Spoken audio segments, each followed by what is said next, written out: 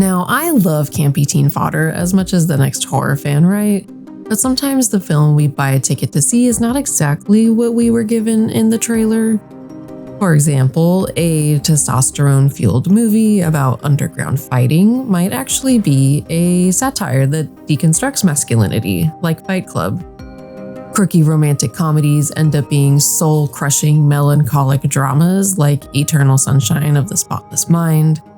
And sometimes you have to find out the hard way that reimagined classic is marketing speak for this is actually a musical. But one misunderstood gem forever stands out to me as being a powerful film ahead of its time.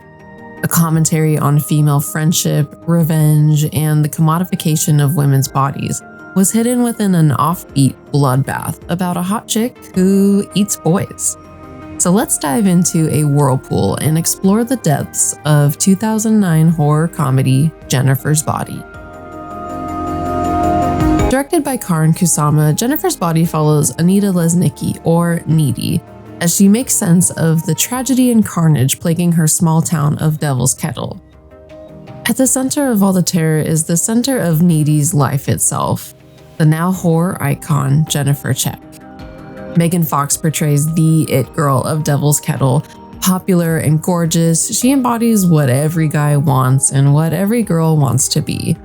She seems bright and playful, but in reality, her tell it like it is attitude is a little too harsh. You want to hate her, but like everyone in Devil's Kettle, you're just awestruck and honored to be in her presence. Yet, girls like her have their weaknesses too. After a fire disrupts the pair's night out to see indie rock band Low Shoulder, Jennifer, in shock and falling victim to the cool guy from the city charm, leaves with the band while Needy wonders what fate might befall her best friend. Fans of the Riot Grrrl movement might recognize the name of the film as a track released by Hole, fronted by the infamous Courtney Love. Hole fan Diablo Cody mirrors the lyrics of the song with her script, telling the story of a girl kidnapped and murdered, but this time, instead of being dismembered in a box somewhere, we see what happens when a satanic sacrifice backfires. The film runs with this musical genesis by making music an essential aspect of the narrative, production design, and its casting. Cody's script honors its feminist punk inspirations by making the real villains of the story members of an indie rock band who choose to prey on unsuspecting young girls from the honest Midwest, brutalizing them in the name of their ambitions to make it big. The filmmakers had hoped to cast an actual rock musician to portray the frontrunner of Low Shoulder, Nikolai Wolf, with Pete Wentz of Fall Out Boy and Joel Madden of Good Charlotte being considered for the role. Eventually, Adam Brody was cast for the role, and he perfectly portrays a special kind of sleazy wannabe rock star that all the girls regrettably had a crush on. Brody himself is not necessarily a singer, so Nikolai's vocals were provided by indie rock artist Ryan Levine, who you can still see on screen as another member of Low Shoulder. The music seen and heard creates a whole vibe for the movie. Production designer Arv Gruel nailed the decorating of these teens' rooms with posters of bands like Fall Out Boy and Motion City Soundtrack.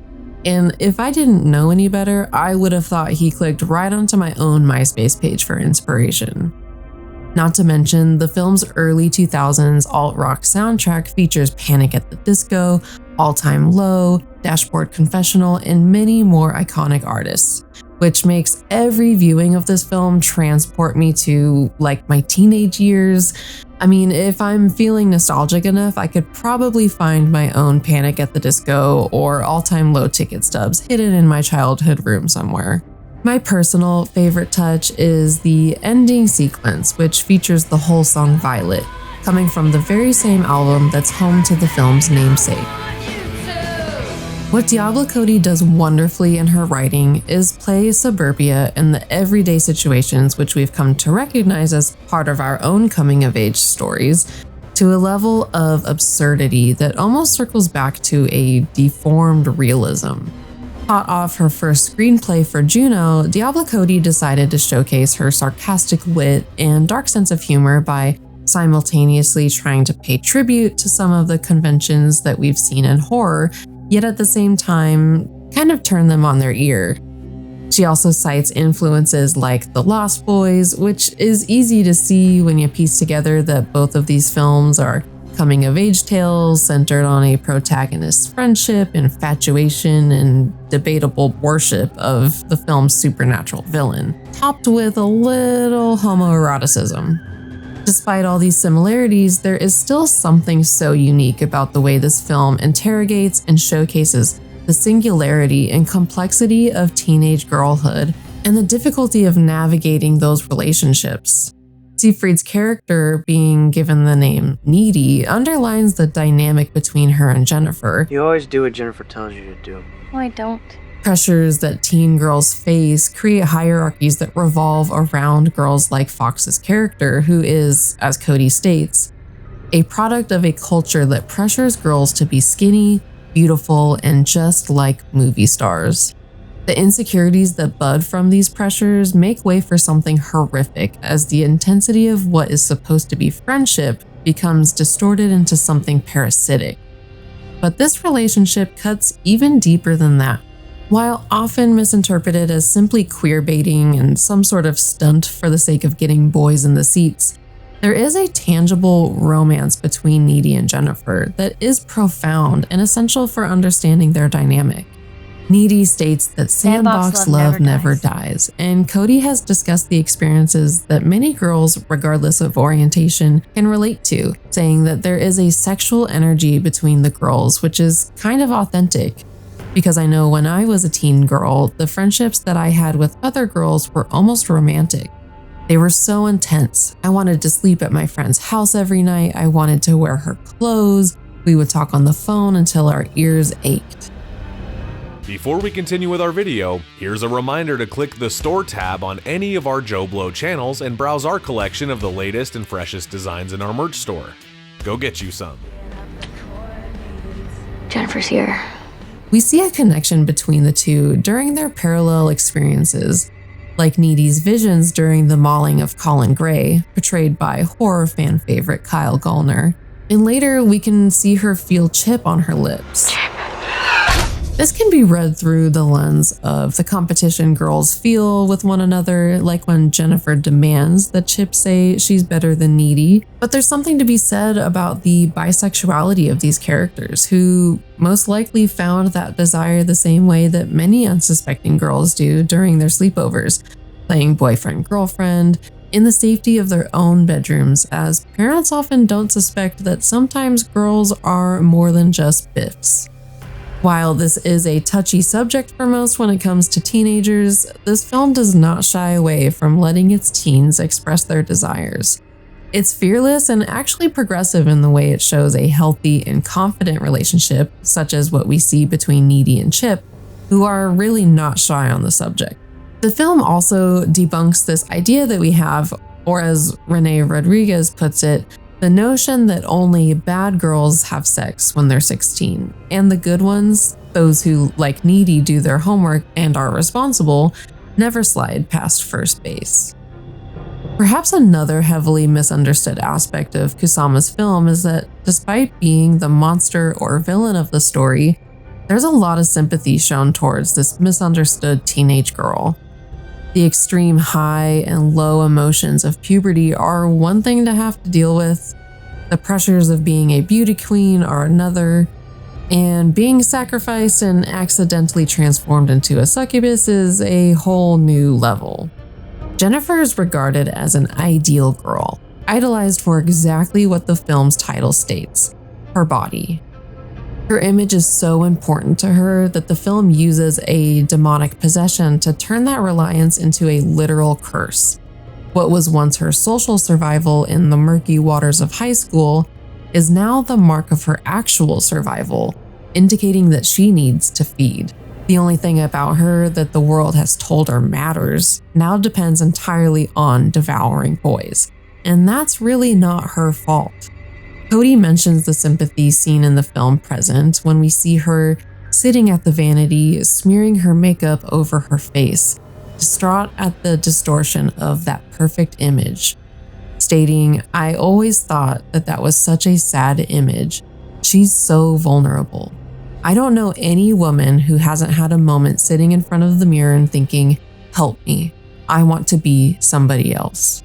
These moments in the film show that it was not just Jennifer who had power over Needy, but that Needy, in the way that she plays the subservient role that she's been forced into, actually holds the power in their relationship. This is shown through key moments in the film, like when Needy accuses the Snowflake Queen of being insecure, and those extremely defensive remarks like, how could I ever be insecure? I was the Snowflake Queen. Shows that a nerve was really struck. Most importantly, when she rips off that heart-shaped BFF necklace, the symbol of the power and intensity of their relationship. That is what ultimately allows Needy to take back her power and drive that box cutter right into Jennifer's heart. Now, many did not and probably still don't feel the love for Jennifer's body. The film had a disappointing box office performance, earning $6.8 million domestically on its opening weekend and eventually grossing around $31 million internationally. Wasn't super impressive against its $16 million budget. The film fell into a very average range on various critic aggregate sites, receiving criticism for not being funny enough or scary enough. Megan Fox was being straight up called a pretty bad actress and was even referred to as the Transformers boy toy. But even the positive reviews seem to still misunderstand what is really happening in this story. For example, Roger Ebert, who, while enjoying the film, christened it a Twilight for boys. Many, including Diablo Cody, fault the marketing of the film for this misguided and poor reception, which leaned way too far into appealing to the boys who simply think Megan Fox is hot, and they hit the ground running with that infamous bedroom kiss between the film's main duo. So when its substance did not necessarily speak to its arousing marketing package, viewers did not know how to digest. However, this film has made its resurgence. There's an unspoken power here in the relationship of teen girls, and there's something really special about a film that can perfectly depict the horrific experience of adolescence. This is what allows audiences to latch on to Jennifer's Body as a cult classic and a reclaimed feminist masterpiece. Horror fans have embraced this film not just as a fun teen comedy about a boy killing succubus, but as a supernatural revenge fantasy, indulging in watching a teen girl find her power after the violence that was enacted on her body. What didn't kill Jennifer made her stronger.